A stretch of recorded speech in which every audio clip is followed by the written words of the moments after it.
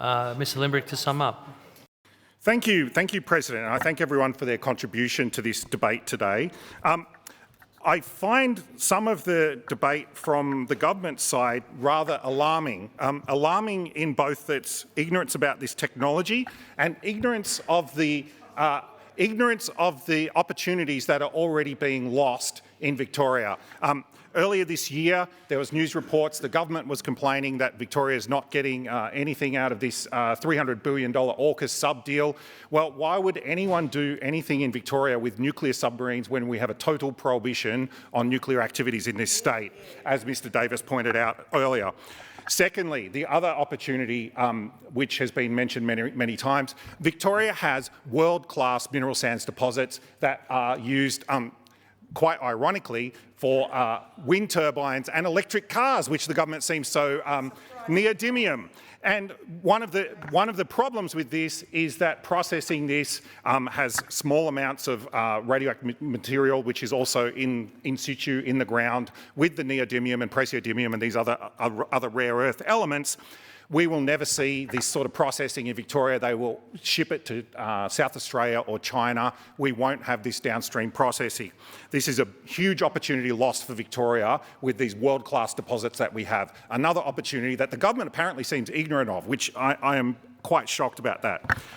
Another opportunity which was mentioned is space industry. This is a rapidly growing industry worldwide. And what people may, apparently the government is ignorant again. Space probes, deep space probes, planetary exploration requires nuclear batteries. You may wonder why the Viking probes that were launched in the 1970s are still working. It's because they have a very small amount of plutonium which uses that heat to generate small amounts of electricity that they use for powering the computer systems and sensor arrays. We will never have a serious space industry while we have this prohibition either. Now, onto the subject that everyone seems to be most focused on, which is nuclear energy, electricity production. The government still seems to be stuck in this mindset from 1983, unfortunately. Now, Mr Batchelor brought up the problem, the risk of nuclear proliferation. Well, luckily we have something that will prevent that. That's the laws of physics. The output from nuclear reactors is not suitable for material to be used in weapons. It's simply not the case. They also brought up the issue around water consumption. What the government apparently feels, apparently is ignorant of, is that the water is not consumed by the reactor, it flows through the reactor and is cycled. Sorry? Yes, you can. It's totally safe. The only difference in the water, the difference in the cooling, you laugh at this, but the people watching this will laugh at you. I'm telling you, you don't understand what you're talking about. The water that is used to cool goes in nuclear reactors that are active right now around the world. The water just cycles out, and the only difference is it's slightly warmer because it's used to cool. Small modular reactors. Yes, there's been failures in this technology, but these submarines that we're getting, guess what? They're powered by small modular reactors. Like, amazing, amazing. I urge the government to at least educate yourself on these things. At least educate yourself. Now, it's quite obvious who attended the briefing that I offered to all of the members here, because the members that didn't attend seemingly don't have a clue about these opportunities that Victoria's missing out on.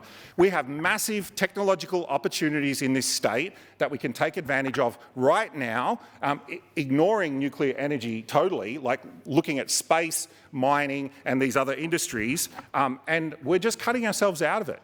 Like, why would we do that? Like, it's madness. Like, we're giving it to South Australia and China.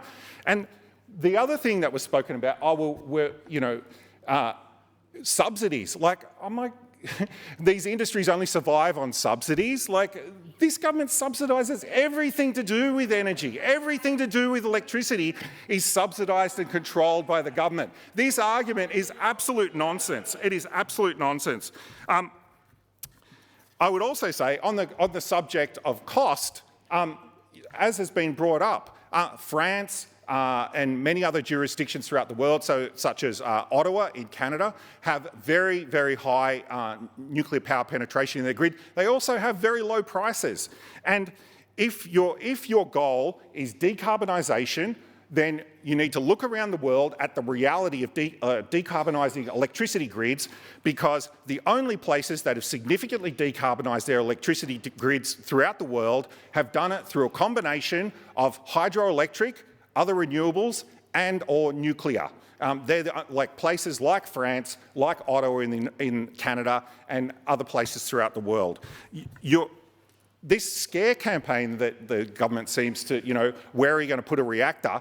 Well, the CFMEU and the AWU actually put in a submission to the inquiry. They said that you should put it right where you have the coal power plants now. And you utilise the existing infrastructure, and this idea that the public is terrified of nuclear, you're carrying forward this Cold War fear from 1983. You might want to have a look at the Resolve poll that was only published 2 weeks ago. The majority of Australians support nuclear energy. The government is ignorant on this issue, they are out of touch, and they need to get up to date. Thank you.